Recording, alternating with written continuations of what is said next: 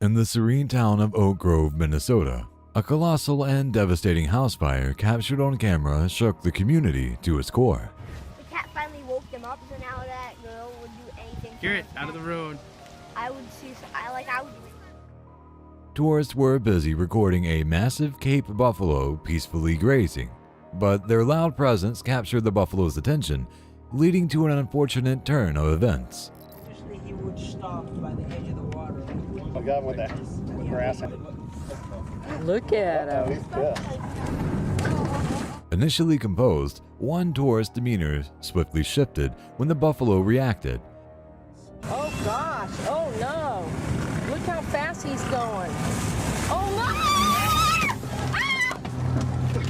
no! Scare me to death. Panic ensued as she screamed for assistance. Recognizing the gravity of ignoring the animal's earlier signs, the Cape buffalo is renowned for its volatile temperament, and many regard a wounded buffalo as one of Africa's most perilous creatures. Fortunately, it turned out to be a feigned charge, causing no harm to the tourists. Kyle Harrison, a YouTuber, was engaged in playful activities with his toddler in the living room when an unexpected occurrence took place. Suddenly, one of their toys emitted eerie sounds, almost resembling reverse speech. I'm gonna have nightmares from this. While some listeners received it as backwards chanting, others discerned a different message. Upon playing the video at half speed, one can almost make out a voice uttering phrases like, "It's near" or "It's here."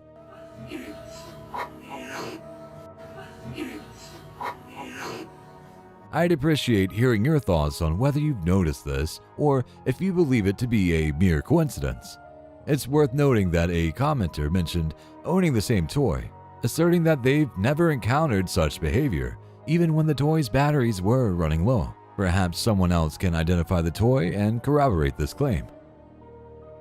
Philadelphia police have released a dramatic video showcasing a group of looters forcibly breaking into a store in northeast Philadelphia during a night of rampant theft on Tuesday. This incident has left local businesses on high alert, taking various precautions to avoid being targeted once again. As the week unfolded, the police department, recognizing the need for public awareness, began disseminating videos of the criminal activities. Yeah, police are taking precautions. You can see right where we are. It's been a long week for police, and they started putting out videos. And if you think you've seen the wildest of the Philadelphia looting, you haven't seen this. In the released footage, the looters can be seen hurriedly navigating the store, some grabbing smaller items while others contemplate whether to make a hasty exit or return for more stolen goods.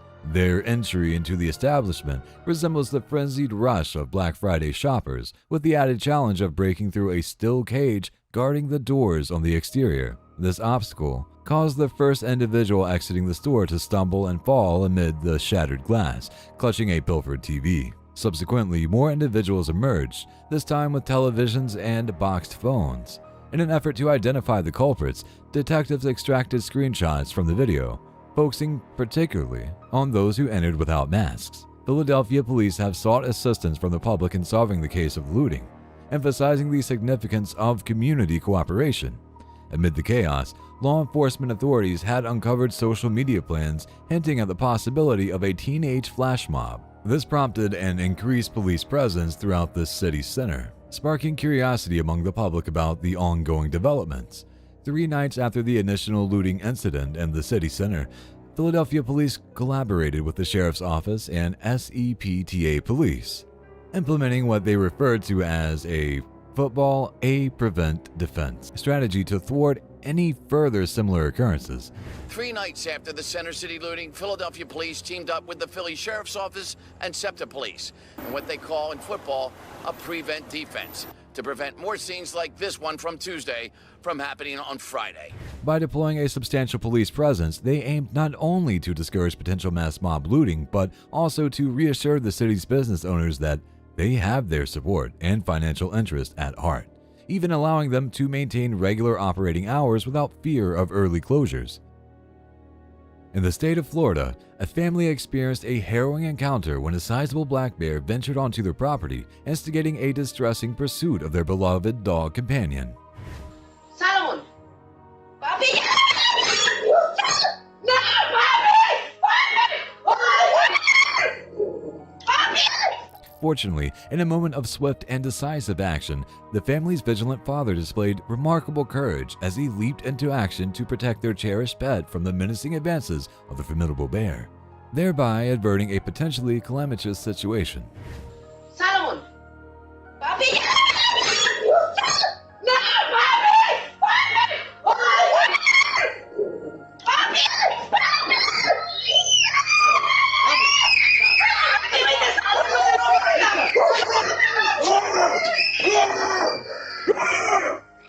Papi! Inside.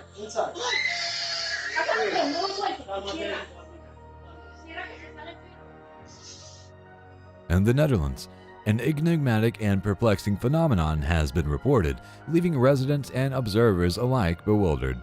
This curious occurrence is characterized by an unexplained, peculiar noise, reminiscent of a resonating trumpet, emanating seemingly from the heavens above.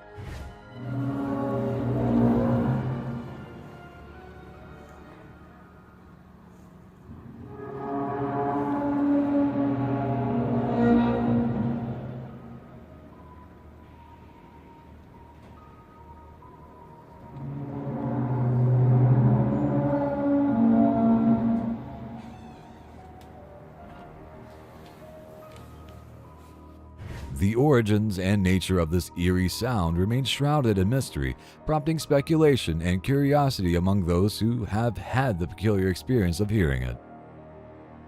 In this video, an elephant is endeavoring to exert his physical force in an attempt to impel the shuttle. Hey! Hey!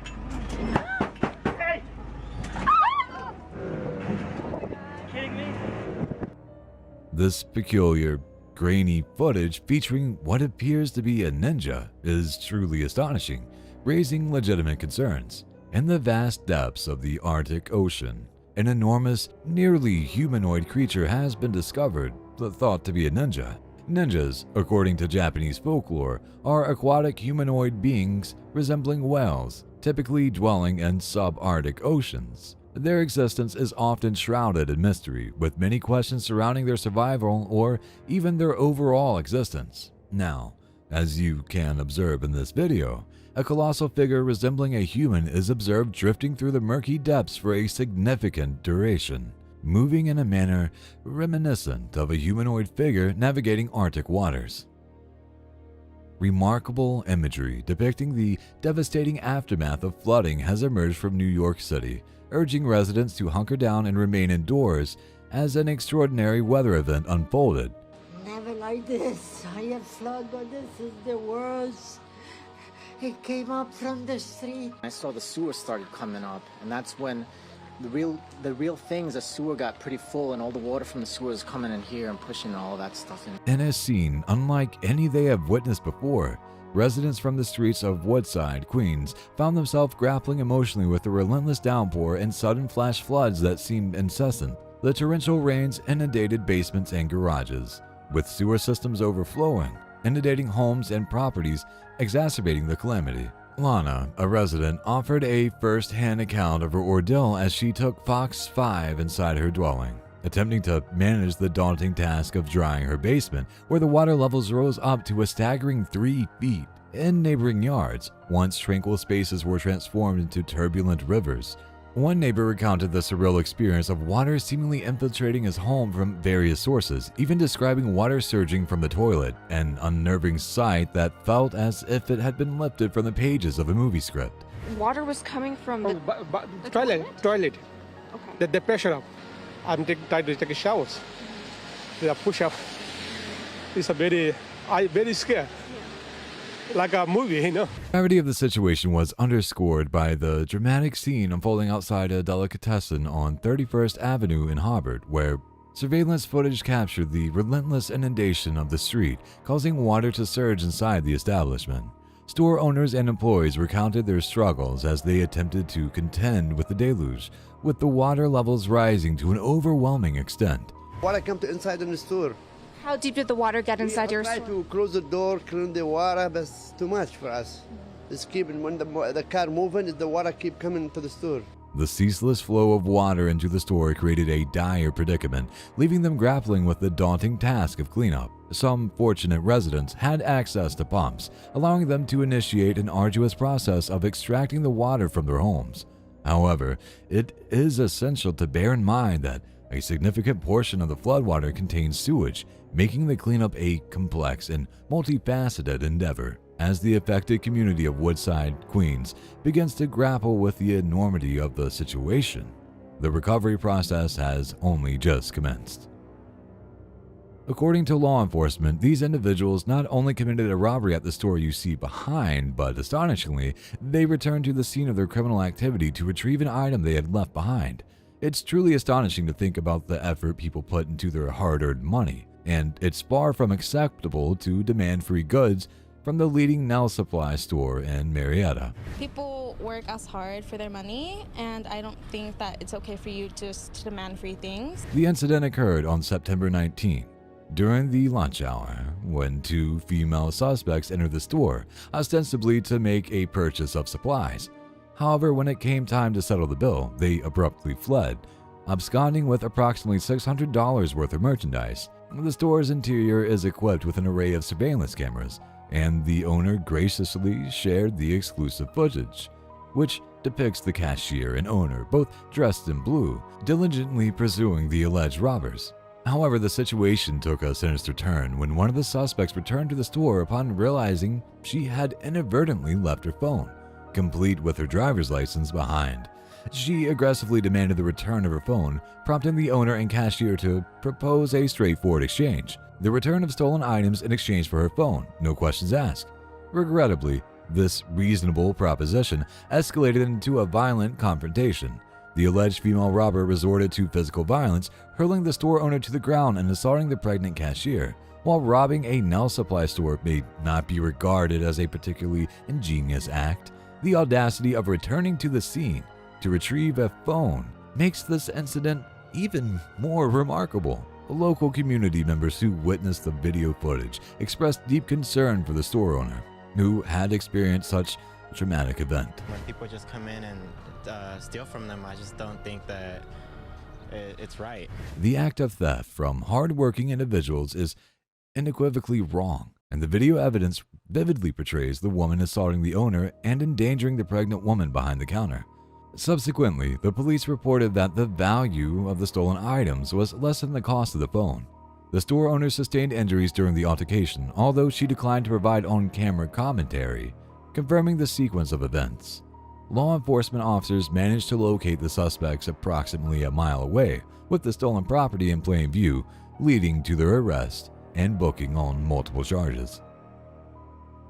The individual who recorded this remarkable encounter momentarily set aside their camera to divert the bear's attention with a fresh plate of. They might become so engrossed in their.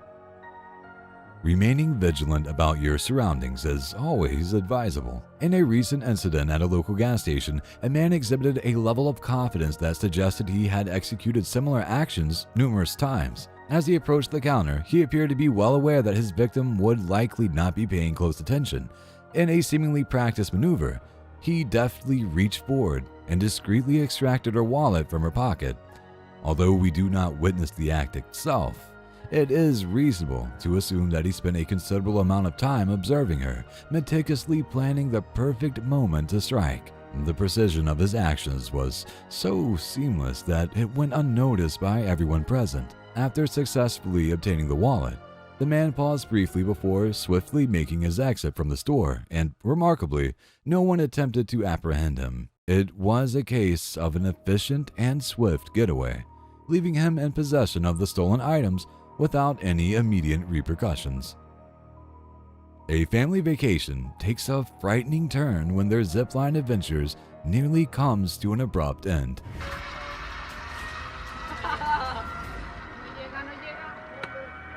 Oh my gosh, Paula. High above Copper Canyon in Chihuahua, Mexico, their zipline's small motor engine suddenly becomes detached, leaving one family member stranded. With sheer determination and all her upper body strength, she manages to shimmy her way over to the motor and ride it back to safety. Oddly, the two nearby workers don't appear to be concerned, raising questions about how frequently these motors detach. Her bravery in handling this situation without assistance and without succumbing to panic is truly admirable. Many people, including myself, might have been frozen or started screaming immediately upon coming to a sudden stop. When you decide to order a mystery box from the dark web, exercise caution, as you may unwittingly invite a curse into your life. In a YouTube video, Crypto NWO, the YouTuber, documents the unsettling contents of such a dark web package. As he opens the box, the items inside appear mysterious. Check out what's on this little mini phone. I have to.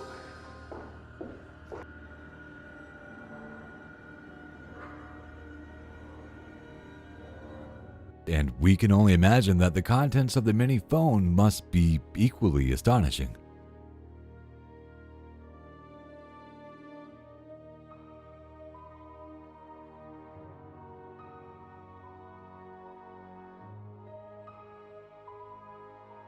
He proceeds to charge the device and continues unveiling more dark web items. Yes, type micro B. Oh my. Oh my. Oh my, why does it smell like mothballs? Oh my, why am I not wearing gloves?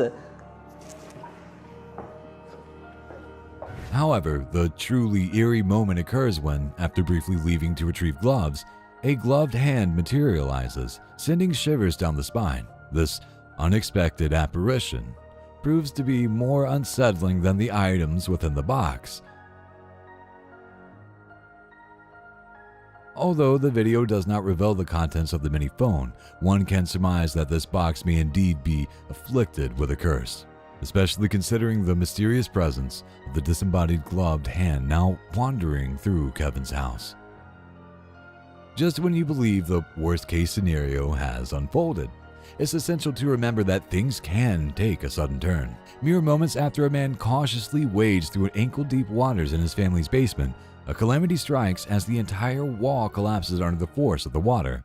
It's a horrifying ordeal indeed. However, there is a silver lining in this dark cloud. Thankfully, the family emerged unharmed and no injuries were sustained. TikTok user Parents Are People Too is typically recognized for sharing cheerful content, such as random skits and glimpses into their daily life. However, a recent video posted by this user has left their followers feeling somewhat uneasy. In this video, the TikToker is captured laying in bed when they suddenly notice an eerie pattern emerging on the curtains. Man, that looked like a face.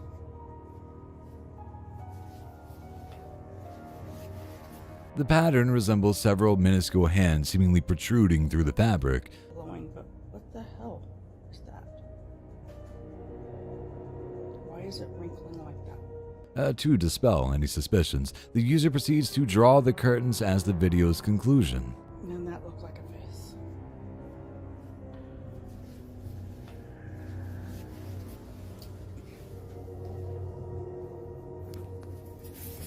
Hey, tomorrow we need to... Revealing that there's nothing there. This attempt to reassure viewers only raises more questions. Could this peculiar occurrence be attributed to supernatural forces, or is there a more logical and rational explanation? As is often the case with internet mysteries, the truth remains elusive, leaving it to the viewers to determine their own beliefs regarding this enigmatic event.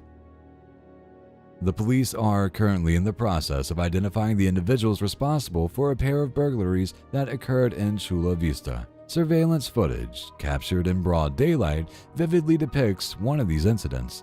Additionally, we hear from a woman who recounts how she had a substantial sum of $250,000 stolen from her residence, making these thieves audacious in their actions. So around 11:22, it was recorded on my camera that the red car Lexus came back and he even actually go on my driveway to park there and then honk and then stay there for like 1-2 minutes. When nothing happened, he get out of my driveway, go on the other side, stay there again for 1 to 2 minutes.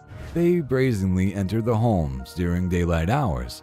What's more, their premeditated approach involved meticulously casing the targeted properties. They even honked their car horn while in the driveway, presumably to check for any signs of occupancy. It was evident that they took great care to ensure no one was home when they struck. The reason for the absence of the homeowners was their routine errands, a common occurrence around 10 or 11 in the morning. Upon returning home, they discovered a significant loss of valuables, including cash and jewelry. The stolen cash amounted to as much as $250,000. Angie Valero, the victim of this incident, is now sharing the surveillance footage in an effort to seek justice and apprehend the culprits. The footage clearly shows that the suspects had been surveilling the neighborhood and that they were driving a red Lexus, as evident in the video. Once they selected their targets, they forcefully entered Valero's residence, even resorting to pepper spraying her dog to silence them, before making off with the stolen valuables. Chula Vista police are urging residents in the Rolling Hills Ranch area and nearby neighborhoods to review their own surveillance footage, including Ring doorbell cameras for any sightings of a red Lexus matching the description provided. If anyone has information or leads, they are encouraged to contact the Chula Vista Police Department. Following the act of pouring a steaming cup of green tea into a delicate teacup, an inexplicable occurrence unfolds as the cup, seemingly of its own volition, begins to glide across the table without any discernible external influence. It's worth noting that the second teacup, containing a somewhat cooler brew, remains stationary, defying the same mysterious force that propels the first.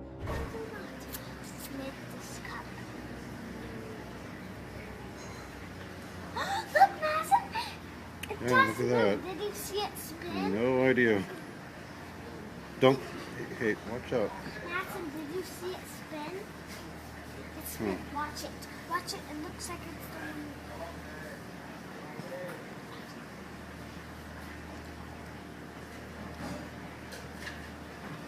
What about my cup?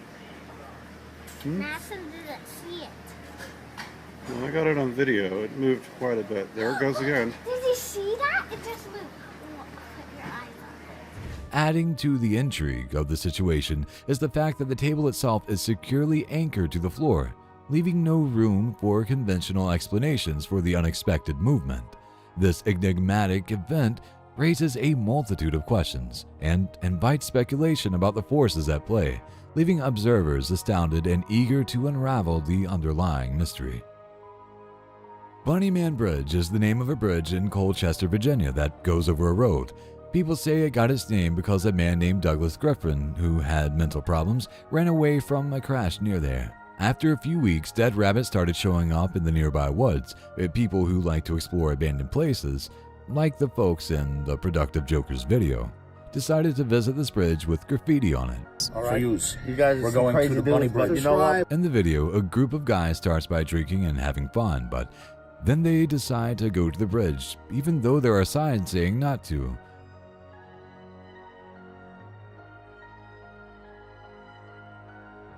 They notice strange drips that look like blood on the bridge. Blood drips? Is that blood? They go into a tunnel and see handprints and graffiti that someone tried to paint over. Oh, look at the hand. In the distance, they spot a figure, which they circle in red. This spooks them. And when they see some letters that say, "She laughed," and hear laughter, they decide it's time to leave. Do you think I could have made it longer? Share your thoughts in the comments below. Did they really see the Bunny Man, or were they just scaring themselves? While exploring the infamous Goatman Bridge, Angelo, a member of the YouTube team Exploring with Angelo, experiences a brief episode of possession within the forest surrounding the bridge. His unease is initially triggered by a specific tree, which puts him on edge. What it is, but there's something drawing me to that tree. There's like so many things moving. And soon he begins to feel nauseated. Okay. What the just happened?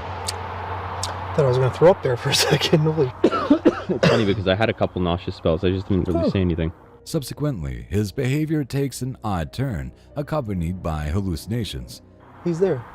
What? No, he's right there. He's...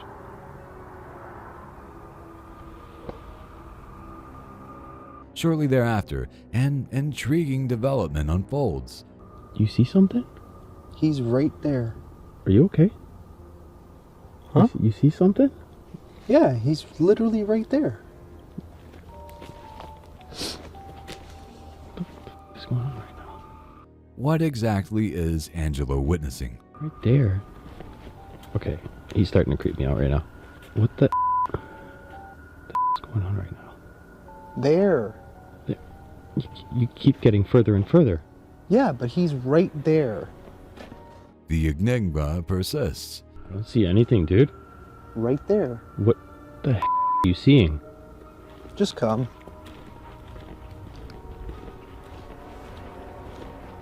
Uncertain of whether to heed the strange call, Angelo ultimately does. You don't see it? What? Then, as they stand in the forest, the chilling sound of footsteps approaching rapidly unnerves them. Those... Dude, come on, man, we gotta get out of here. You didn't hear that? Dude, come on. Where are you going? Didn't you just hear those footsteps running? Where are you going? Ange, we gotta go. Following Angelo's lead, Frank ventures deeper into the woods, but Angelo suddenly snaps out of his peculiar state after stumbling. What's up? What? What? Do you not remember just standing by the water there? I never went by the water. What are you talking about? We should go. I have the footage. I'll show you. Do you understand where we are right now?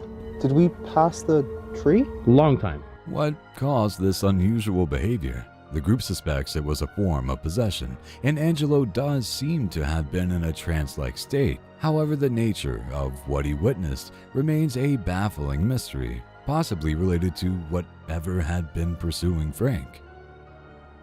Following its rescue, a deer exhibited an unexpected and potentially dangerous behavior by charging toward law enforcement officers. Close, yeah. Might be the last one.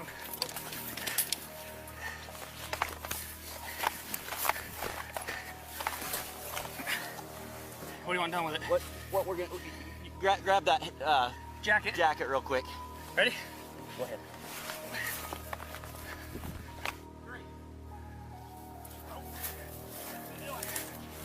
Get out of here. Go on. Alex Paranormal, a British paranormal investigator, received a request from a fellow ghost hunter to authenticate the alleged haunted status of a house. After approximately 4 minutes and 22 seconds, he experienced some paranormal phenomena detected by his equipment in the vicinity of an upturned mattress. If you want us to go, flash device to orange. They chose to respect the entity's wishes and departed. The subsequent rooms appeared ordinary until a significant event occurred at the 5-minute and 55-second mark.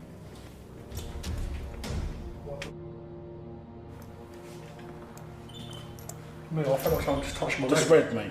At 6 minutes, Alex felt a touch on his leg. 3 seconds before, the paranormal meter registered any activity. So he initially sensed the touch on his leg, followed by confirmation from the meter. Hello? Can you flash the device again if you're here with us? That's crazy, isn't it? Furthermore, Alex encountered a shadowy figure in the reflection of the glass within the room. Hello? Can you flash the device again if you're here with us? That's crazy, isn't it? Although the rest of the house lacked notable activity, they returned to the area near the overturned mattress, where their equipment had previously indicated paranormal activity. Strangely, it seemed as though the entity did not wish to communicate.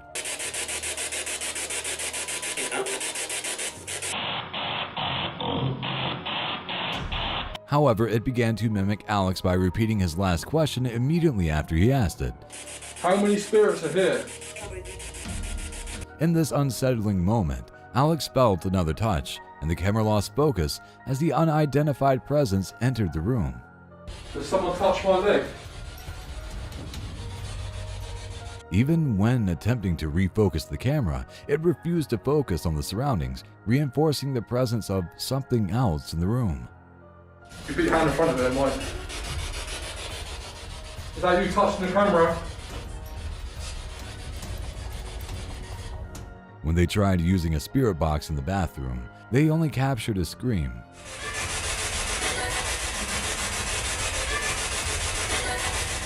Left with only the basement to explore, Alex hastily returned upstairs after feeling something brush past him once more. Placing the spirit box at the top of the basement stairs, they received a woman's voice, potentially the same entity heard screaming earlier. This spirit offered eerie advice in a calm yet reassuring tone.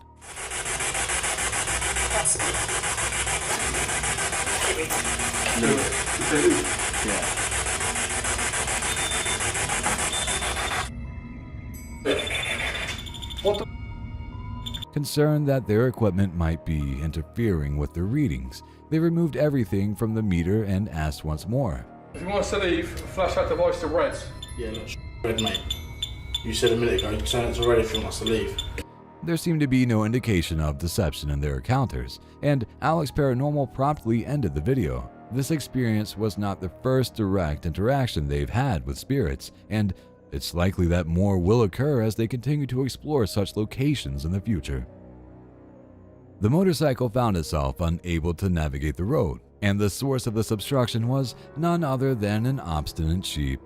This woolly troublemaker persistently impeded the progress of the driver and even launched attacks on them, creating a formidable hindrance to their journey.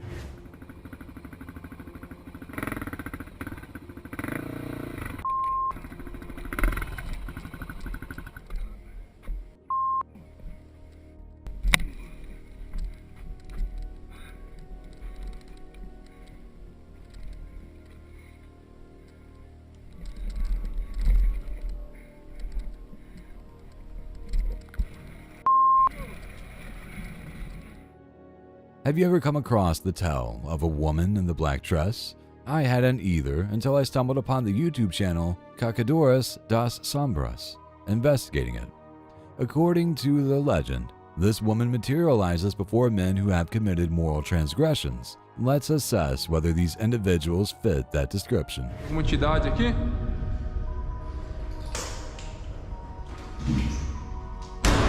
Nossa senhora! Que isso? Ô galera, vocês ouviram aí? Vocês ouviram? There's an eerie presence within this haunted house, seemingly nourishing itself on their fear. Quem fez isso? Tem alguém aqui.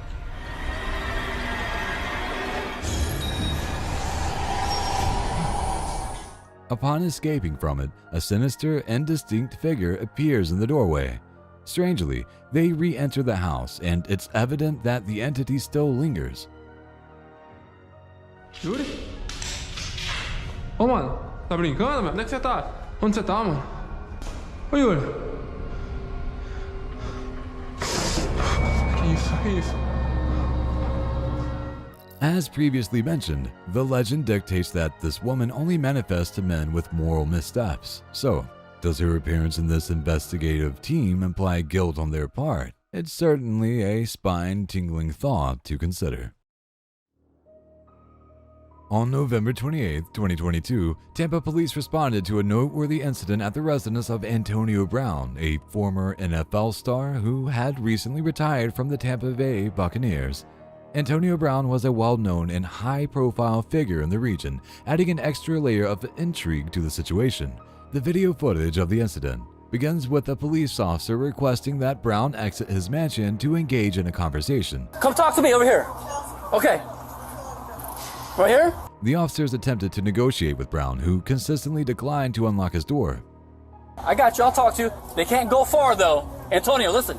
Okay. The police had been dispatched to Brown's residence in response to a call from a woman who claimed that Brown had thrown a shoe at her. However, at this point, there was no sign of the woman inside the home, and the police's primary objective was to initiate a conversation with Brown. Unfortunately, Brown's refusal to open the door made this task particularly challenging. Okay. Well, talk to me. What's going on? I can't barely hear you, though. You want to crack it a little bit? You want to go to the window? Following persistent reassurances from the police officer that Brown was not in any legal trouble, Brown eventually agreed to communicate with them through an open-door patio. Hey, Antonio, you're not in trouble. Okay, well, okay. During this interaction, it became apparent that there were other individuals present in the house, a factor that could potentially complicate the situation further. I'll talk to you. Crack it out so I can hear you. You know what I mean? Fortunately, the police continue to stress that they were only interested in gathering information and not pursuing any charges against Brown. They're over there. It's only me. I'm right here. You're not in trouble, man. The officer also inquired if Brown remembered him from a prior encounter, to which Brown indicated that he did. You remember me, right? I wrote. Yes. Okay. I wrote the report for you. Remember that, right? The whole time I was cool with you, right? Okay. So let's just talk. You want to talk to me on the phone? I'm on my phone. Do you have a screen on the front door? I mean, just so I can talk to you, so I can hear you. You want to go front door? Yeah. As the conversation shifted to the front door, Brown seemed to express fear that opening the door might lead to his arrest. It's only me. I can't hear you. You too, brother? You want to just crack it a little? It's only me. I mean... The officer suggested retrieving the woman's identification from her purse, but Brown claimed not to have access to it. So let's do this. Can we at least give her back her ID and stuff real quick? Can we do that? Oh, you don't have it? Oh, there's nothing in there? So there's no purse or nothing up? Okay. The conversation delved into a lengthy explanation of the events that had transpired between Brown and the woman, yet the officer struggled to comprehend Brown's account. Well, that's what I'm saying. I remember I saw the call and I was like, hey, maybe he'll talk to me because we had a good interaction, you know what I mean? Right. So no matter what happens, you're going to just deal with me. That's it. It's very easy.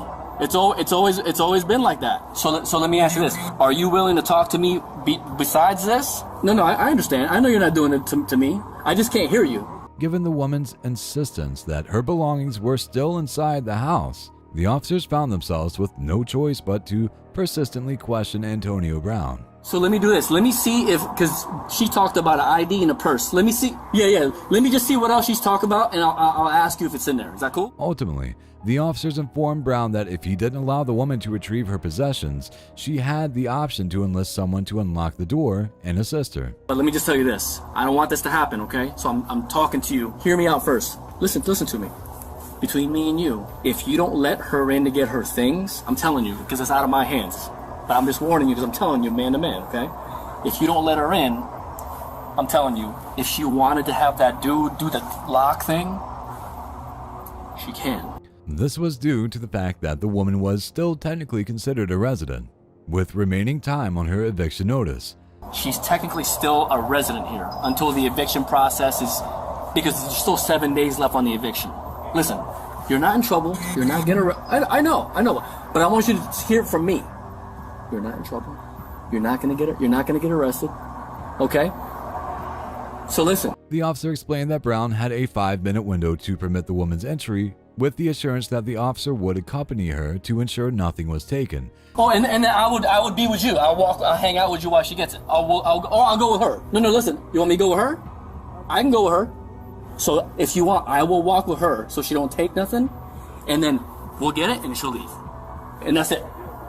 Yeah, let's do that. The situation remained tense, but Brown eventually agreed to open the door and allow the woman inside, with the police officer present. Hey. Yeah, we can do it. Yep. Make me look good. Make me look good. That's it. But let me go with her though. Yep. You want me to get her? Okay.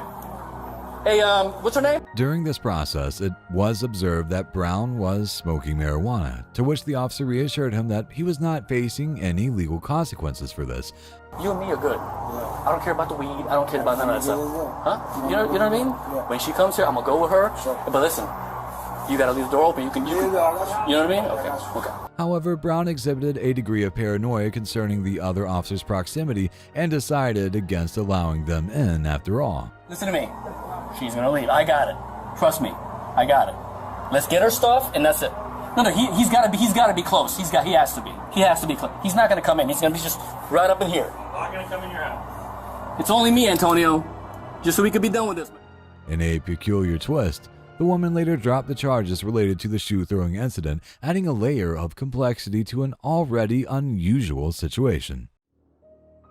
We often see in videos that armed robbers are not looking for a fight, but rather for easy targets. In Fresno, California, there was an attempted armed robbery at a 7-Eleven store, and there was a security guard with a gun there. Let's see how the situation changes quickly and how having someone armed can stop armed robbers. Remember, armed robbers are after easy victims, not a fight.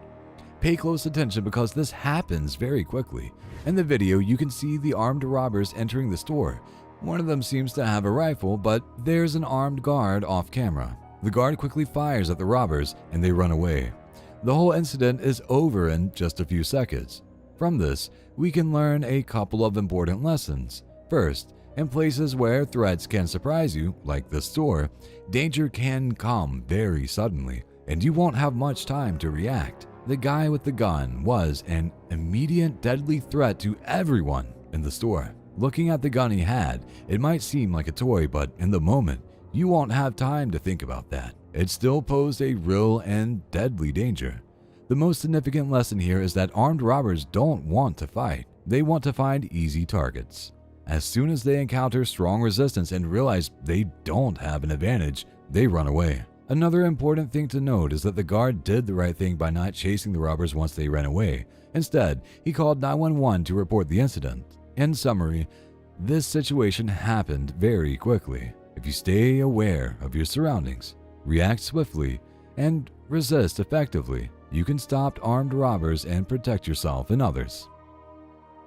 Few places hold as much allure as those forgotten and abandoned by the inexorable march of time. Brennan Frederick, a YouTuber, harnesses the fascination of urban exploration, embarking on a journey to an abandoned gas station that has long faded from memory. What adds to the eerie, almost apocalyptic ambience of this place is the arduous trek through overgrown bushes and brambles far removed from the beaten path. I told you we were gonna find a way in. Fortunately, once they arrive, their exploration unfolds seamlessly. The subsequent portion of the video documents their venture as they enter through broken windows, unveiling the relics left behind within the shop.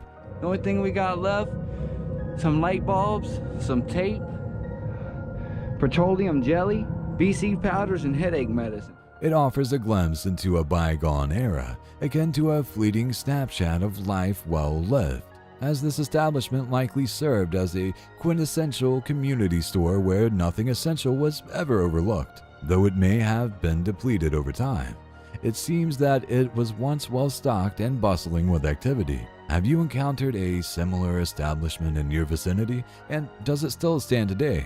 Feel free to share your experiences and insights in the comment section below.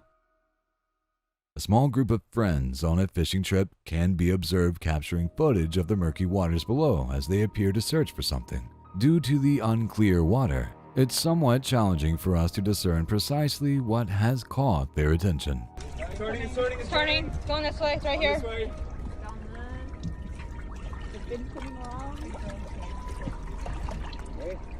This continues for a few more seconds until the predator they were seeking finally makes an appearance. Wow. Oh my god.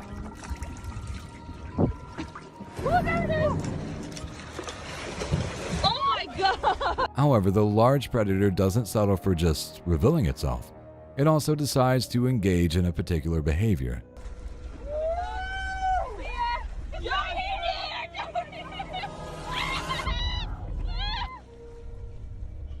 Sharks, being inherently inquisitive predators, often investigate unusual objects with their razor-sharp teeth. The video concludes shortly afterward, with everyone emerging from the encounter unscathed. On April 5th, 2023, an ongoing issue at Mitchell International Airport came to a head as rental cars had been repeatedly stolen over the past several years. On this particular day, law enforcement intervened and managed to thwart a car theft in progress. The dramatic incident was captured on a police officer's chest-mounted camera, revealing the moment when 23-year-old Sean Jabo was apprehended while attempting to flee in a stolen vehicle. Stop driving now! Get your hands up! Turn off the car!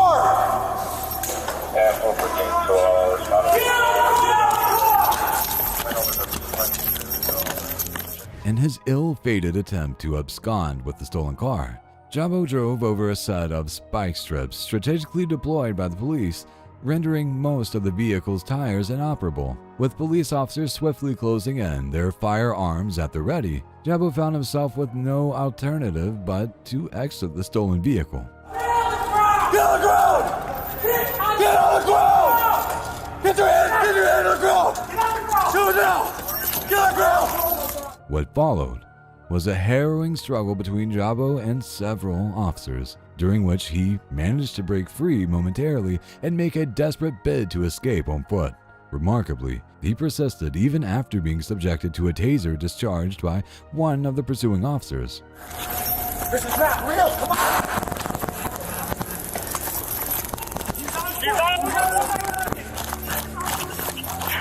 He's running down 190! Ultimately, law enforcement managed to catch up with Jabo once again, apprehending him and securing him over the hood of one of their police vehicles. As they questioned him about the incident, Jabo's mental state came into question when he informed the officers, "I'm not all there. I just need some help, that's all." I'm not all there. I'm not all there right now, man. I just need help.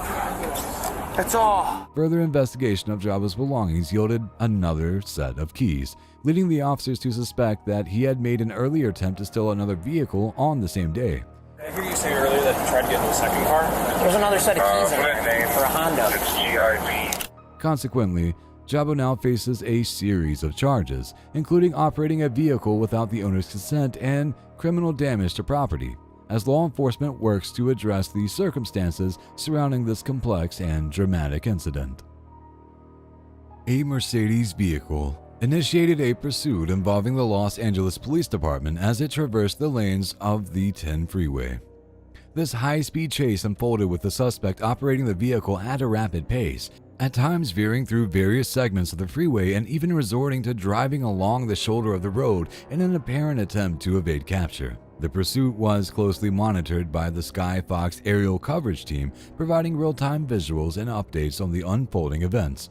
However, during the course of the chase, the suspect managed to elude the pursuit team, and the vehicle's whereabouts became unclear as it disappeared from Sky Fox's sight. The initial reason for the pursuit was the suspect's engagement in reckless driving behavior, which raised concerns about public safety on the roadways. As of 3 p.m. on a Wednesday afternoon, the authorities had not made any official announcements regarding the apprehension of the suspect involved in this pursuit.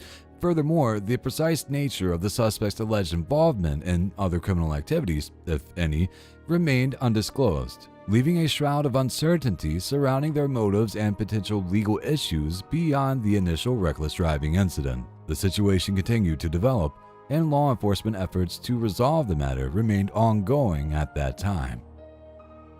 On December 20th, 2022, at Hartsfield-Jackson International Airport, while passengers went about their routines of arriving and departing, the facility operated smoothly as usual. However, amid this sense of normalcy, an incident unfolded in which a patron attempted to exploit the situation for his own gain. Airport security personnel observed a man swiftly grabbing 2 bags from the luggage carousel before making a rapid getaway from the area. The ensuing chest cam footage captured a determined officer chasing down the suspect, identified as 29-year-old Chase Pittman. Pittman's escape was thwarted earlier when another officer intercepted him at the MARTA station. Listen, you got him? Turn around. Turn around. I want to take the man. Well, you got him. What you gonna do with him? No, I'm finna. Upon catching up to Pittman, the pursuing officer engaged in a physical struggle to subdue him, and another officer promptly arrived to assist in securing the suspect. This second officer made it abundantly clear to the would-be thief that he was not someone to be taken lightly. Come on now. Don't get ugly with me now. I'm the wrong one. You hear me? Yes, sir. I'm the wrong one now. Eventually, the stolen bags were successfully returned to the rightful owner, and Pittman found himself facing legal consequences. He was subsequently booked into the Clayton County Jail, facing charges related to theft for his actions in the airport on that day. These individuals appeared to be in a state of anticipation, as if they're on the lookout for something. Based on my past encounters, waiting for a creature skilled in stealthy hunting is typically an unwise course of action.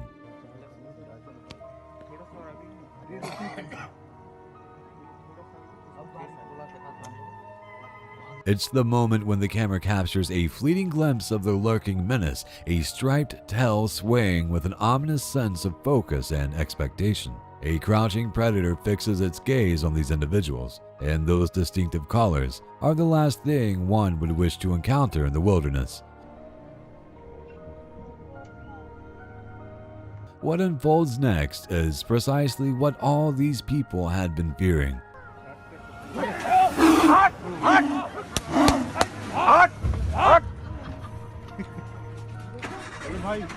Fortunately, their seasoned guides managed to frighten the tiger away with loud noises. It's exceedingly uncommon to encounter something so peculiar and baffling that it goes against all rationality. In this extraordinary video, we witness a 500-pound bear with a late-night craving strolling casually through a small convenience store, as if it were just another patron. The people caught up in this unusual situation appear to possess a unique level of composure. They firmly reprimand the uninvited bear, scold it, and eventually drive it away. Evidently, this store has experienced multiple incidents of this nature, most likely involving the same troublesome bear. This 16-year-old bear has become a regular visitor to this establishment, which, in my opinion, is a rather impolite habit. Within the dense jungle, something enigmatic and unsettling lurks, as featured in a trending video within the Hindi-speaking YouTube community, courtesy of the Fahad Rai channel. The true origin of this eerie footage remains unknown. The video captures a crew venturing into the jungle under the shroud of night, and their night vision camera inadvertently records a chilling scene.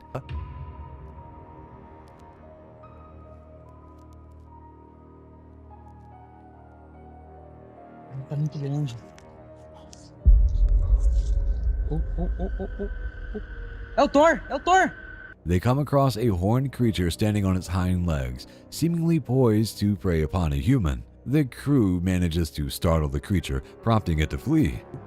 Sirty! Sirty! Atakuhin!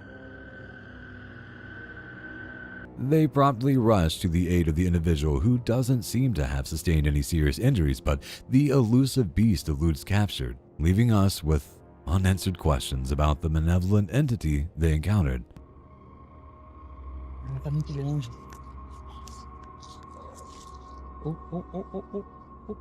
El Tor! To some, it bears a resemblance to the devil, and if I were a member of this crew, I'd be eager to put as much distance as possible between myself and that enigmatic being. Two siblings donned in snorkeling gear found themselves in a terrifying shark encounter at Bull Beach, Australia, prompting them to scream for mercy. It kept getting closer and closer. As the shark approached them head-on, they made frantic efforts to escape. Although uncertain, it appears that their safety was ensured by moving into shallower waters. Otherwise, the shark could have posed a serious threat to them. Please identify the type of shark involved in this incident and provide information on its known level of aggressiveness. Occasionally, individuals engage in incredibly foolish behavior. Among the myriad of profoundly unwise actions one can take is taunting an alligator with food. No! Yes, come on. Despite coming perilously close to a potentially fatal mishap, this individual seems unwilling to grasp the lesson, persistently tempting fate by holding the piece of meat within reach of this formidable predator. Come on. The reptile persistently lunges at the person, attempting to reach the morsel even by clambering onto the boat, until it ultimately decides it's had enough and opts to claim its prize with its powerful jaws.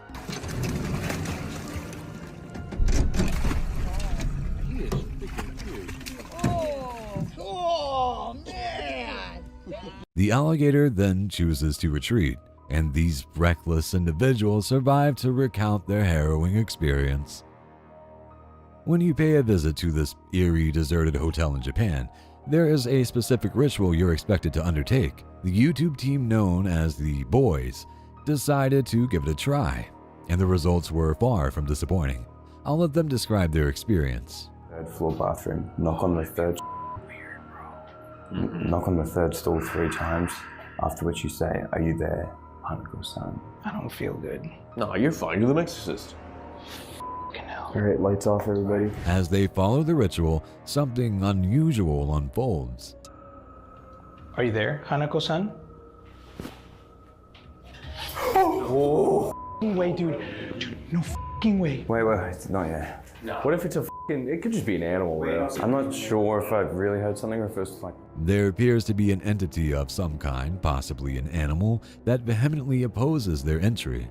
It's sweating, bro. For the video, open the door so the audience can see that there's nothing in there. Alright, ready? Yeah. Run! Shut up, Malaysian. Shut up.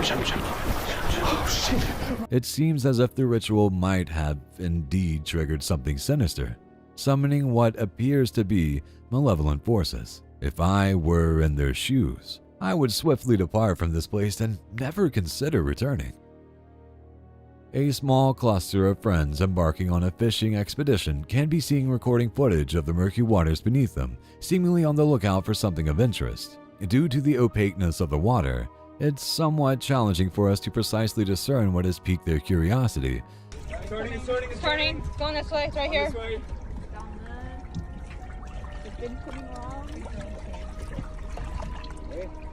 This persists for a few more moments until the predator they were searching for eventually makes its grand appearance. See it. Wow. Oh, there it is. Oh my God. However, this formidable predator doesn't stop at merely revealing itself. It also decides to partake in a specific behavior.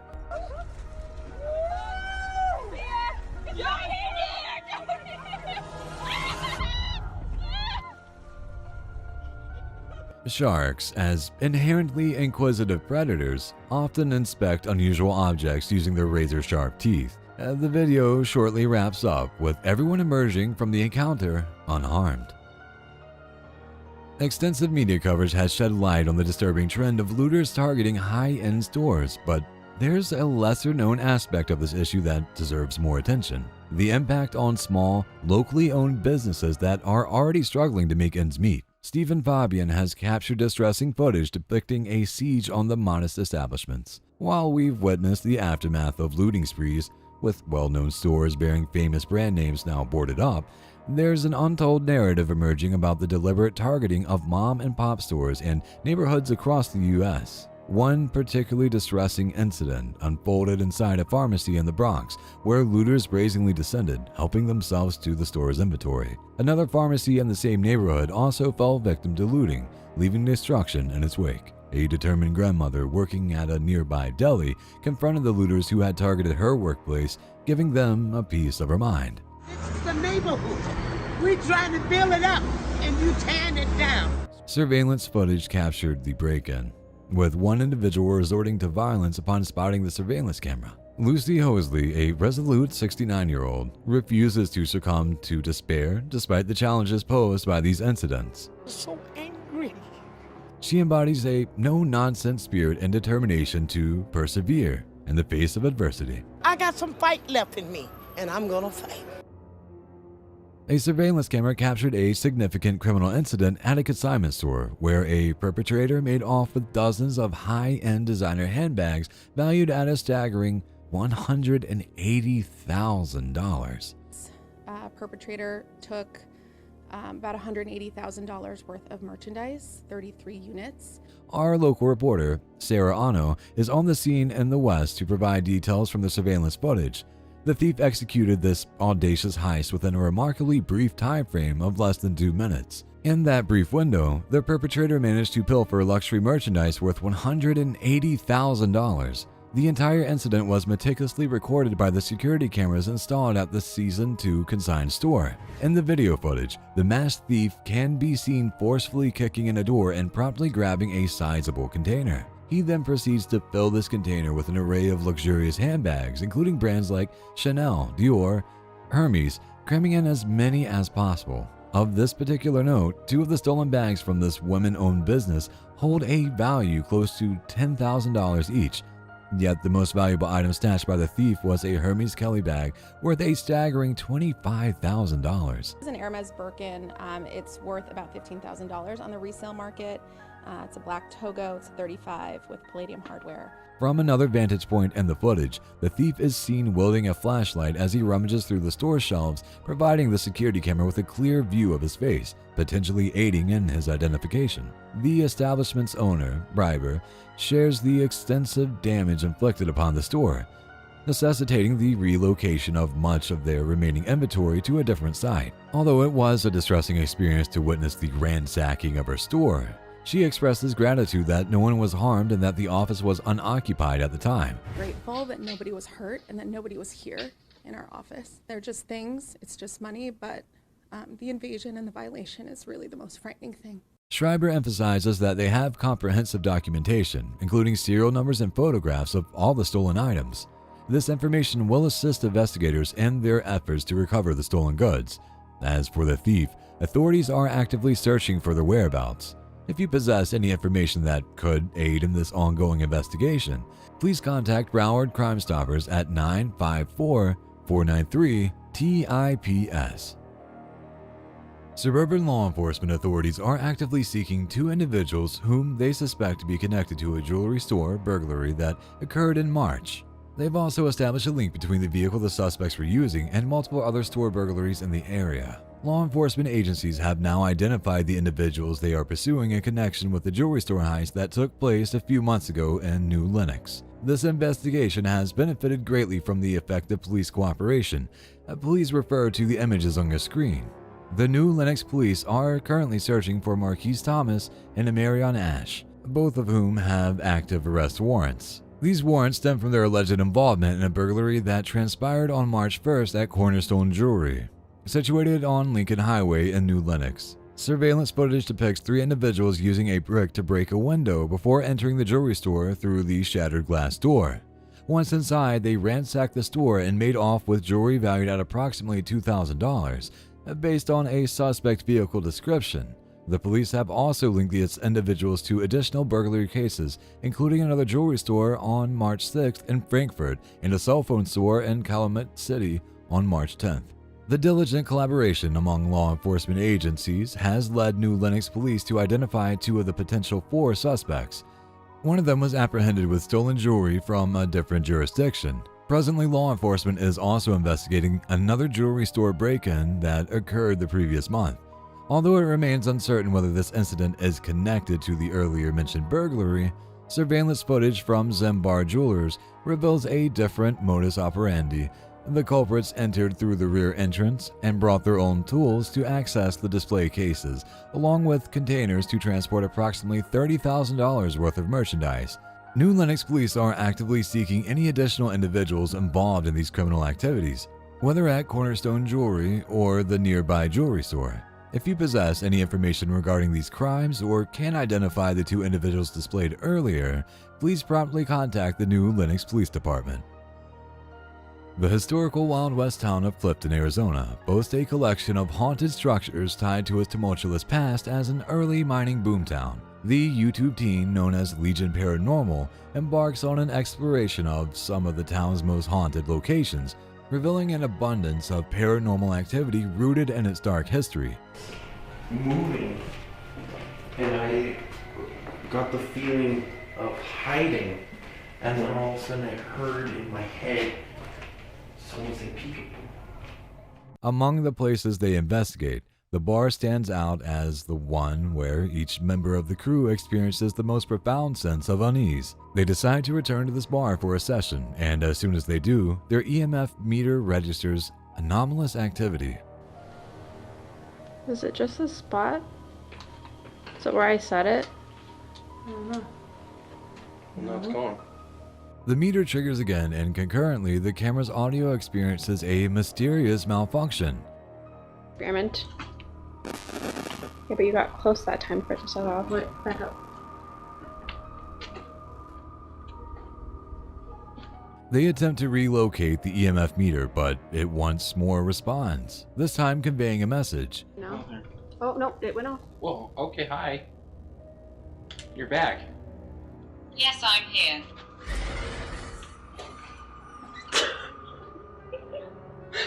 I just got straight chills. Employing a spirit box, they receive a straightforward directive urging them to leave. Light up.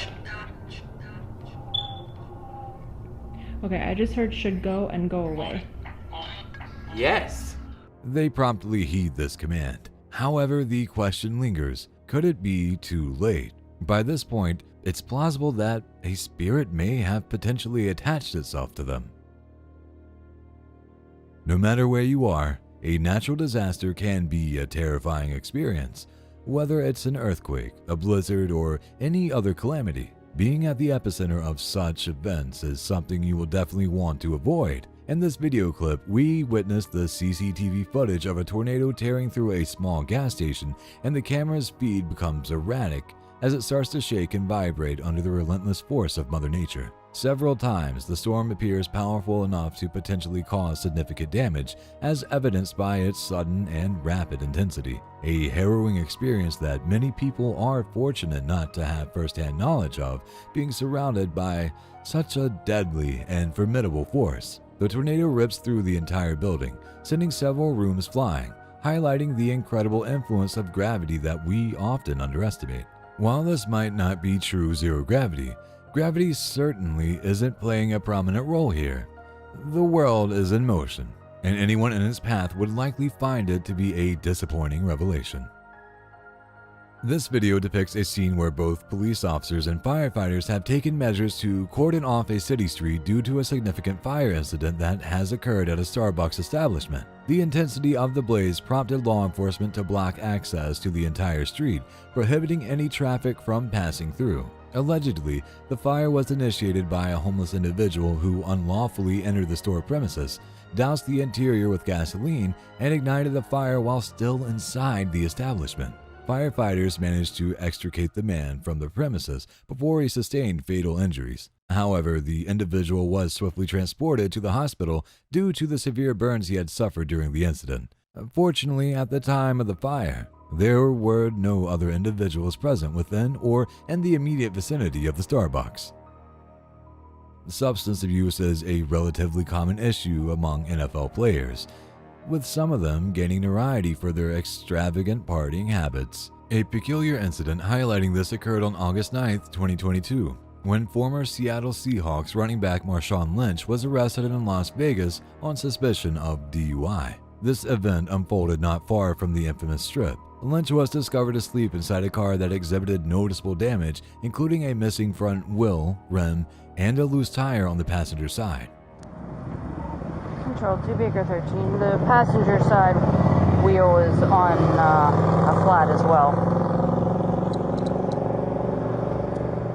When the police officer approached the vehicle from the rear, it was evident that the driver had been on the rim for some distance. Control 2 Baker 13. From the indents in the concrete, it looks like he drove quite some ways on the rim. Do we have any, any calls with a vehicle matching this description? The officer radioed for information on any prior reports involving a vehicle matching this description before circling around to the driver's side, where she found the car door open and Lynch asleep inside. Copy. I'm not worried about the car taking off. It's totaled. He destroyed the engine. It's laying on the ground. Control 2 Baker 13. It's going to be a Ford Mustang, and the gentleman that's in the driver's seat is wearing an orange sweatshirt and blue jeans and white, orange, and black Nike shoes. At this point, Lynch began to move towards the driver's seat, prompting the officer to wait for backup before engaging with him. I've never seen somebody drive a car to the point where the rim is totally gone. One of the arriving officers inquired if the vehicle identification number, VIN, had been checked, which it hadn't. Still sleeping? Yeah, he was sitting while he was sleeping. Okay, hold on. Did you run it, the VIN? The officers inspected the car to ensure there were no potential threats inside before deciding to wake up Mr. Lynch. Morning. How are you? Huh? You don't know? Why not? You know where you're at? When asked if the car belonged to him, Lynch appeared completely disoriented and claimed to have stolen it, further asserting that he didn't know his own identity. Steal the car? Yes. We said you don't know whose car it is. Just asking. It's better like that? Well, I guess if you're going to destroy a car, it shouldn't be your own, I guess. When questioned about possessing identification or weapons, he denied having either, while displaying a seemingly jovial demeanor and mentioning that he was both arriving and heading home. You got an ID card? You got any weapons? No? You know where you're coming from? Where were you coming from? Home. Where's home? You know the address? You don't know? Alright. Where were you headed to? You were headed home? Yeah? Where'd you stop in between? Right here. Man, you're just full of awesome answers today. The officers seemed entertained by his perplexing responses, although it remained uncertain whether they recognized him as Marshawn Lynch, a prominent NFL player from 2007 to 2019. The officer then requested Lynch to exit the vehicle, but he declined. Are you able to get out of the car? If you want to. Okay. So you gonna get out for me? No? Kind of what I thought. Repeatedly, the officers inquired if he knew his own name, to which he responded Terrell, coincidentally his middle name. What's your name, bud? What is it? Terrell? What's your last name? Say it again. Nietzsche? I can't hear you, dude. Can you spell it for me? O-I-N-C-H? Oh, L-Y-N-C-H. Gotcha. After approximately 20 minutes at the scene, the police had made little progress. They had a semi-conscious individual, an unregistered car, and few answers. Lynch claimed to have never been arrested before and initially asserted having a driver's license but failed to produce it. Ever been cited or arrested before? No. Do you have a driver's license? What state's it from? Nevada? When questioned about any accidents or collisions involving the car, he shook his head in denial. What'd you hit with the car? Did you hit somebody with the car? No? Did you hit anything with the car? No? As frustration mounted among the 6 or more police officers on the scene, they asked Lynch once more if he would exit the vehicle, even offering assistance, and reassured him that the car was entirely inoperable. How much did you have to drink? You don't drink? Do drugs? No? He said he doesn't drink and he doesn't do drugs.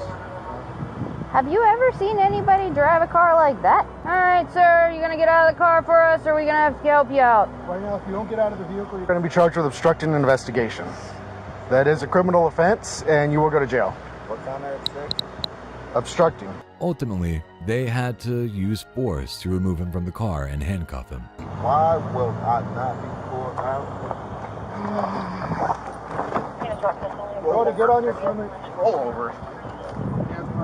Detecting a strong odor of alcohol, the officers had no choice but to arrest him on suspicion of DUI. He does smell like alcohol. Oh, I do smell it. Yep. So right now you're being arrested for the suspicion of DUI. Okay? Lynch ultimately faced 4 charges, including driving under the influence, operating an unregistered vehicle, failure to maintain proper lane control, and failure to comply with authorities. Residing in a remote, isolated area offers certain advantages, such as no neighbors and minimal traffic. However, it also comes with its drawbacks, primarily the complete and absolute solitude where your cries may go unheard. On TikTok, a user known as "This Is What Happens Next" shares a video originating from another TikToker, Foul Mitten Outdoors, who has encountered several bizarre occurrences while living on his farm. In his initial encounter, he describes hearing a sound unlike anything he has ever experienced before, which left him deeply unsettled. For whatever reason, they're pretty close to the house this morning. Just out of sight, like usual. I gotta get to the truck to get to work. I don't really want to leave this porch. The following night, his girlfriend is awakened by a noise coming from the roof, prompting further investigation. Something on the roof, and I don't see it. She thinks one of them's up there somewhere. But she said she's going to leave if I can't do something about it. Although they didn't manage to capture the elusive creature that night, they did obtain footage revealing one of the mysterious beings. All right, whatever you are, you need to leave. Stay out of this place. This is our home. This is our home. You need to leave. The gleaming eyes suggest it's a nocturnal creature equipped with night vision. Opinions in the comments section vary, with some suggesting it might be a Sasquatch, while others entertain the possibility of it being a skinwalker. The identity of this enigmatic entity remains uncertain, but it might be a wise idea to consider consulting a real estate agent. In the early hours of December 12, 2021, the lifeless body of 23-year-old Lauren Smith Fields was discovered in her bed by a man she had connected with on the dating app, Bumble, just a few hours prior. This tragic event unfolded against a backdrop of allegations of a flawed investigation colored by racial bias, as described by Lauren's family. Lauren Smith Fields was a promising young woman, a physiotherapy student at Norwalk Community College, and a social media influencer with a bright future ahead of her. She lived independently in Bridgeport, Connecticut, and was gearing up for her upcoming 24th birthday celebration when she matched with Matthew LaFontaine, a 37-year-old design engineer on Bumble. This dating app, where women initiate contact, led to their plans to meet. On the evening of December 11, 2021, Lauren invited Matthew to her apartment. According to his account, they spent the night together, engaging in conversation, games, and drinks. Eventually, Lauren fell asleep on the couch, and Matthew carried her to bed around 3 a.m.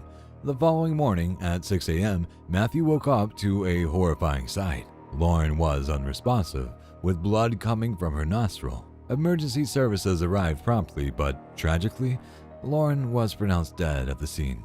Strangely, despite her identification and passport being in her apartment, officials did not attempt to contact her next of kin. The police quickly cleared Matthew of any suspicion, viewing him as cooperative and well-meaning. The day after her daughter's death on December 13th, Lauren's mother, Chantel Fields, became increasingly worried as Lauren had not responded to any calls or texts, a behavior that was unusual for her. In her concern, Chantel drove to her daughter's apartment only to find a note on the door instructing her to call a certain number. The landlord informed Chantel about Lauren's death, leaving her in shock and disbelief that she had learned about her daughter's passing this way. Chantel contacted Bridgeport police and spoke to Detective Kevin Cronin, desperately seeking answers. Kevin promised to meet her at an apartment building but failed to do so, ignoring Chantel's repeated calls. The whole day goes by, no police reach out to the family at all. Her close-knit family says they went to the apartment the next day after frantically calling and texting Lauren and were referred to a Detective Cronin.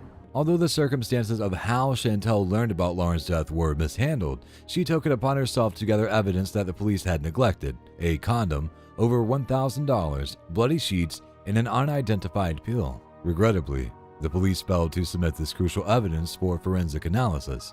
6 weeks later, after Lauren's death, an autopsy report concluded that she had died from acute intoxication due to a combination of fentanyl, promethazine, hydroxyzine, and alcohol. Her death was deemed accidental, a conclusion that deeply troubled her family. Lauren was known for her healthy, plant-based lifestyle and had no history of drug use. The question remained: how had she suddenly died of an overdose just hours after meeting someone new on a dating app? Social media users expressed outrage at the ruling and created petitions demanding a reopening of the investigation. Lauren's family hired attorney Daniel Crossland, initiating legal action against the city of Bridgeport for its inadequate handling of the case. In January 2022, 2 officers involved in the case were placed on administrative leave, albeit briefly, in response to their actions. Hope emerged in December 2022 when Roderick Porter was sworn in as Bridgeport's new police chief. In an interview, Chief Porter revealed that he had connected with Lauren's family and pledged to meet them over the coming months. It's a new time for us, so accept us as a new time and give us a new opportunity to re-engage with you and mend any fences that were broken or develop any new relationships that we need. Lauren's family remained unwavering in the pursuit of justice, stating through their attorney, Darnell Crossland, that they would not relent until justice was served, not only for Lauren, but also for the countless black girls who go missing in their country each year. They stressed the importance of equal rights and justice, regardless of race, and pledged to keep fighting until these rights were upheld. On January 8, 2021, a significant avalanche was observed on Jones Pass in the Colorado mountains. Given the history of fatalities caused by avalanches in this area, such incidents always undergo thorough investigation. Officials confirmed the safety of everyone involved and concluded that a human trigger had caused the avalanche.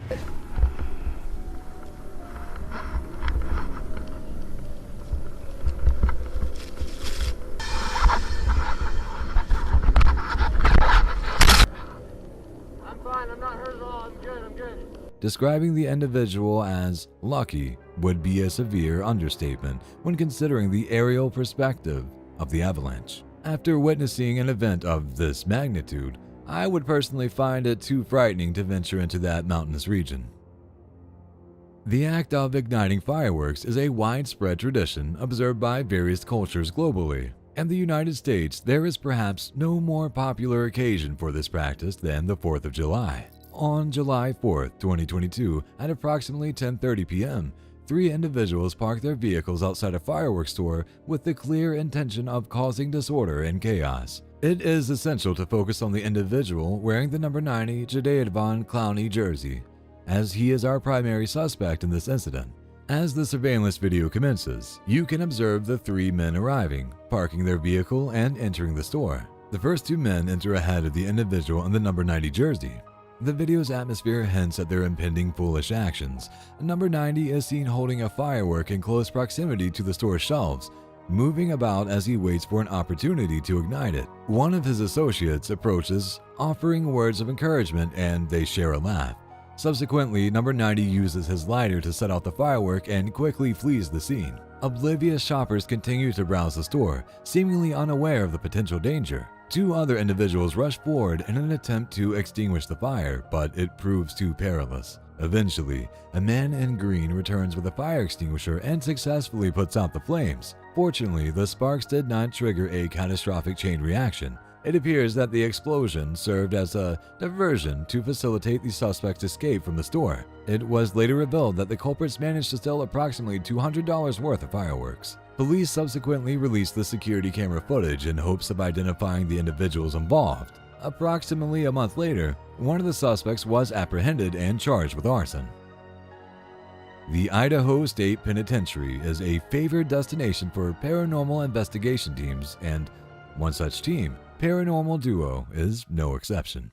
They embarked on an endeavor to communicate with the spirits residing in this location and receive a response in the form of a faint voice, which is somewhat discernible on camera. Is there someone still in here with us?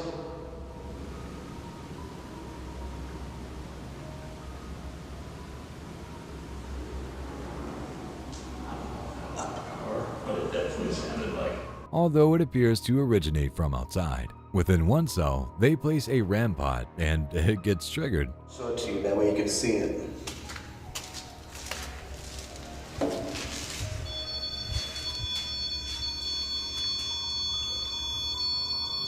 Why is this going off? The timing of this event strikes me as rather coincidental, as it occurs when a team member enters the cell. To further explore this, Kevin also enters the room, but his presence fails to activate the RAM pod. Maybe it went off because of the shadow when you first walked through the door. No.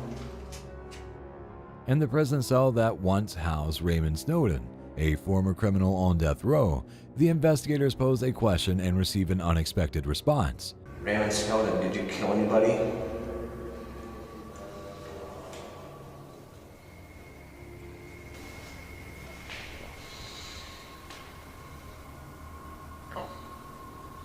Curiously, they claim not to have heard this response in real time, but only discovered it when reviewing the footage. Can you hear it too? I certainly can, although it raises doubts about the veracity of Raymond Snowden's statements. Perhaps a lie detector test for him might be in order. In the woods, people frequently capture a wide variety of eerie and unsettling videos. These clips proliferate across the internet, with individuals often asserting that they have witnessed something extraordinary or frightening. However, this particular video is especially perplexing and challenging to comprehend.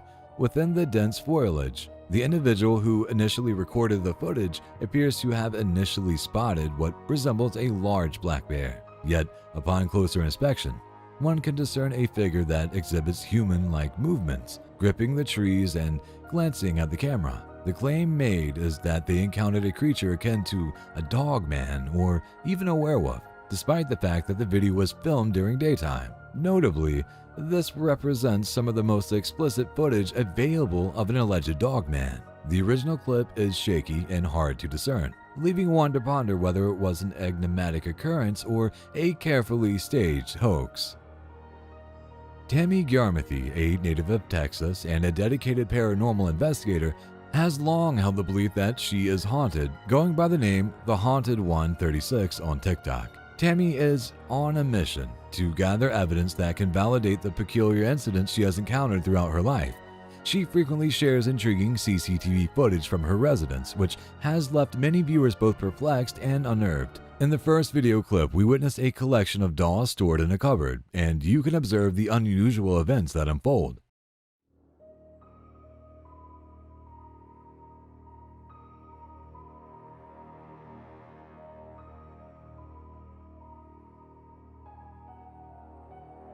Another video captures the activities surrounding a recently acquired antique desk.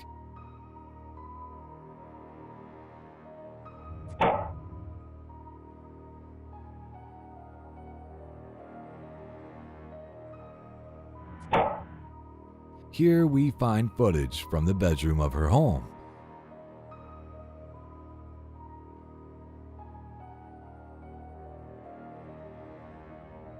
In yet another clip, a bedside lamp appears to spin all by itself.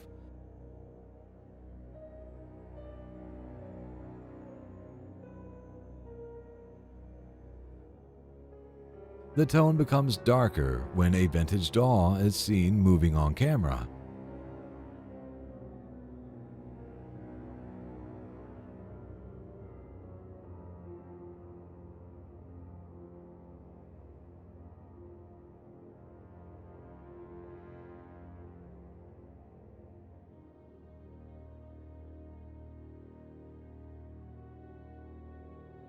To add to the intrigue, a crucifix mounted on the wall is captured in motion, as if something is attempting to turn the cross upside down. The moving crucifix has prompted some viewers to suggest that the entity haunting Tammy may have malevolent or even demonic characteristics.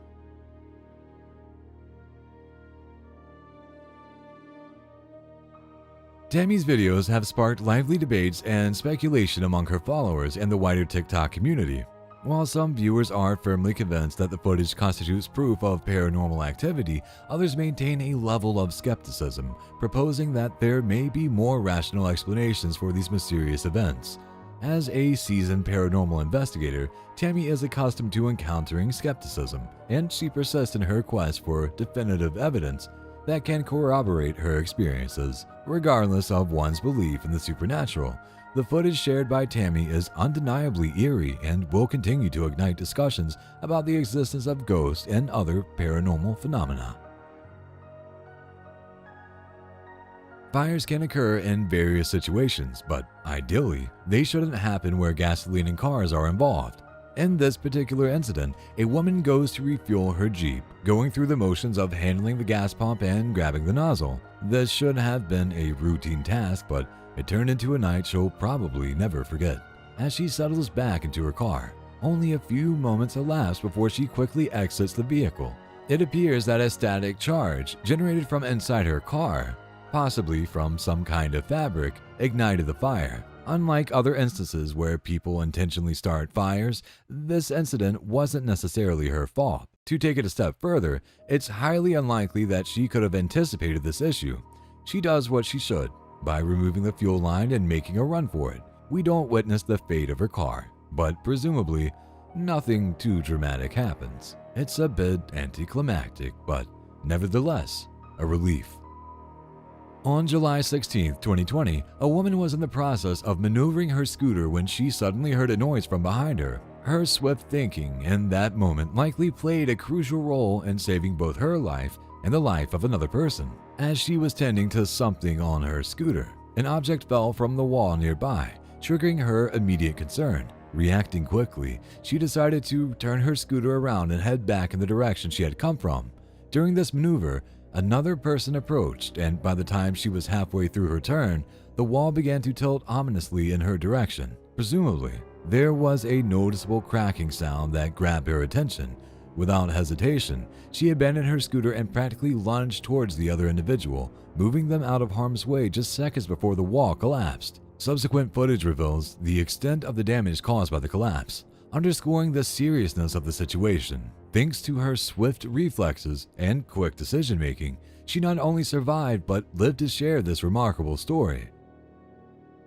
Whatever they managed to capture on this video clip probably wasn't what they anticipated encountering in the profound depths of the ocean. It appears to be a camera designed for scientific exploration and the pursuit of new discoveries. The camera records several marine creatures before focusing on an object in the distance. Whether this object is something straightforward and easily explainable, or if its unrecognizable appearance transforms it into a source of terror, or perhaps it represents a genuinely mysterious deep-sea cryptid.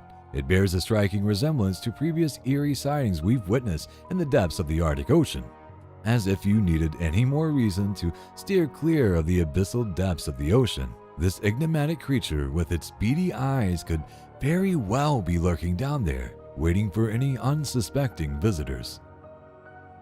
Now, let's shift our focus to Aurora, where the response to an incident involving Officer Meyer, found passed out behind the wheel of a running Aurora police vehicle, was quite distinct. This incident took place on March 29, 2019, when the Aurora Police Department received an unusual call reporting a police car parked on East Mississippi Avenue near Buckley Air Force Base, with a police officer unconscious in the driver's seat. The reaction to this call was immediate and substantial, with the scene filled with ambulances, fire vehicles, and police cars responding, giving the impression that a severe injury had occurred. However, the injury in question was not physical, at least not visibly. Getting there? Yeah. Is it something that will come off once we start moving? No, we're good. Okay. It's all off. All right, we're ready to move. Upon arriving at the scene, Aurora PD officers discovered their fellow officer in this state, and they treated the situation with great care. The question arises, would the same level of care be extended to a civilian in a similar circumstance, or would field sobriety tests be promptly administered to assess whether alcohol played a role? Got it? Yeah. Did you guys check Cincinnati at all?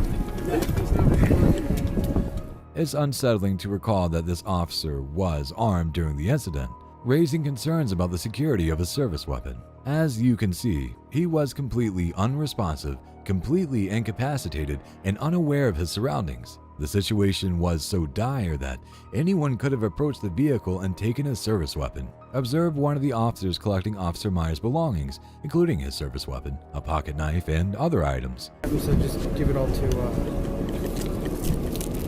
Lieutenant. His level of intoxication was so severe that he remained oblivious to everything happening around him. The initial officer at the scene opted to treat the situation as a medical issue, which explains the presence of ambulances.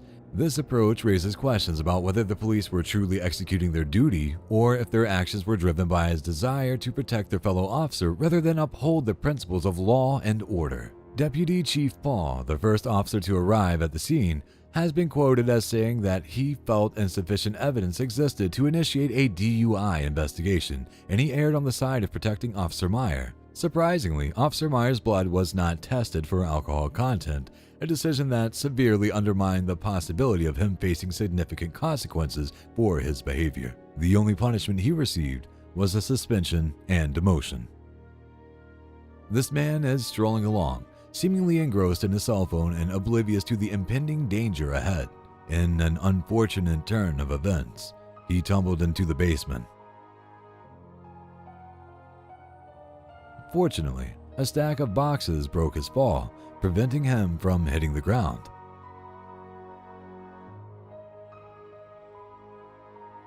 Tiffany Gomez, a 38-year-old woman, unwittingly became the subject of widespread internet mockery due to an incident on a flight from Dallas to Orlando. A video uploaded to TikTok by the user @TexasCanSan captures Gomez in a state of distress. What? I'm telling you, I'm getting the off, and there's a reason why I'm getting the off, and everyone can either believe it or they cannot believe it. I don't give two but I am telling you right now that back there is not real. And you can sit on this plane and you can die with them or not. I'm not going. Expressing her urgent need to disembark from the flight. In a memorable phrase that has been etched into the annals of the internet, Gomez asserts that someone at the rear of the plane isn't real and that the other passengers must either exit or face dire consequences with this individual. As authorities conducted a search at the airport to locate Gomez for potential arrest, they unsurprisingly found the man she had claimed was non-existent, confirming his actual presence. No, it's okay. Yeah, she just pushing me like, you are the part of the, I don't know who's talking to in the phone. Okay. So I was just sitting right here, and she just coming to me. Pushing me, and then she just... Did she say anything before that to you? No? No. And you didn't say anything to her? No. Are you okay? You hurt? Yeah. No, I'm okay. Eventually, the police did locate Gomez just outside of the airport. She no longer appeared distressed, but she did engage in a combative interaction with the officers. Following several minutes of questioning, she exchanged a few heated words with the law enforcement personnel, and they ultimately departed without arresting her. So, whenever you get out of My dad's a cop. do you have any questions for us? Yeah, absolutely not. Like we get the Gomez avoided legal consequences for her actions. Approximately a month later, Tiffany Gomez decided to embark on some form of apology tour, presumably in an effort to rehabilitate her name and reputation or potentially leverage her fleeting 15 minutes of fame into a profitable presence on social media. Only time will reveal the ultimate trajectory of her endeavors. This video clip of a high-speed chase appears to occur unexpectedly, with two vehicles abruptly accelerating and leaving other cars behind in their wake. In the footage, we witness a silver and black car rapidly overtaking the traffic by utilizing the median. In pursuit of the damaged silver car is an unmarked police vehicle, while several police cars stroll behind, maintaining a cautious distance. The silver car has clearly suffered damage, including a flat tire that is worn down to the rim. Saw a puff of smoke out there, maybe losing that tire. Despite this setback, the driver continues at their pace for some time. Eventually, one individual exits the vehicle, leaving the driver behind, and then the driver exits as well. At this point, the exact circumstances are unclear, except for the sudden ignition of the car, which erupts into flames. Caught fire. Oh wow, this is quite a wild chase. Yeah.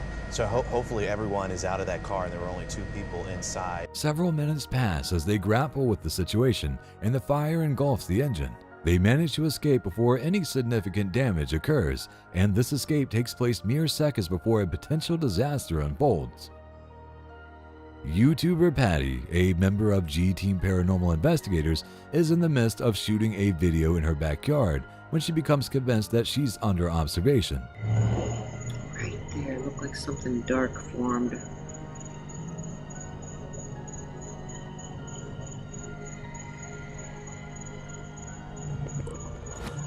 Later, during a spirit box session, Patty receives an eerie message, and there's a subsequent development that adds to the unease.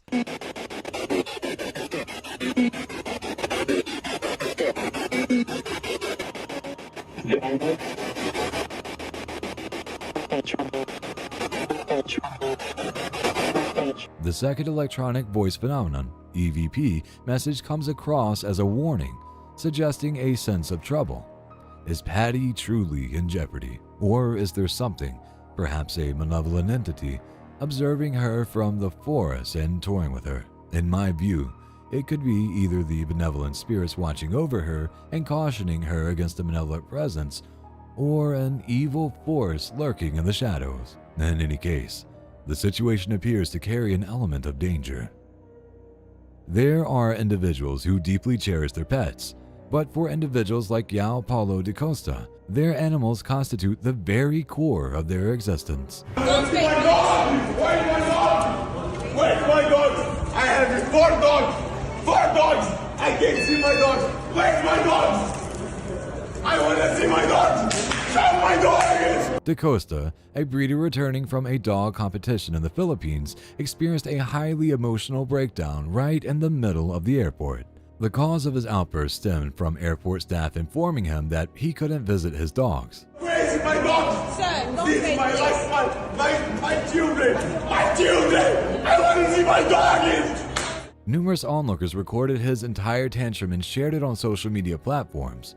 Da Costa's emotional outburst included screaming, crying, thrashing, and even throwing himself onto the airport floor, all while people around him continued with their own affairs.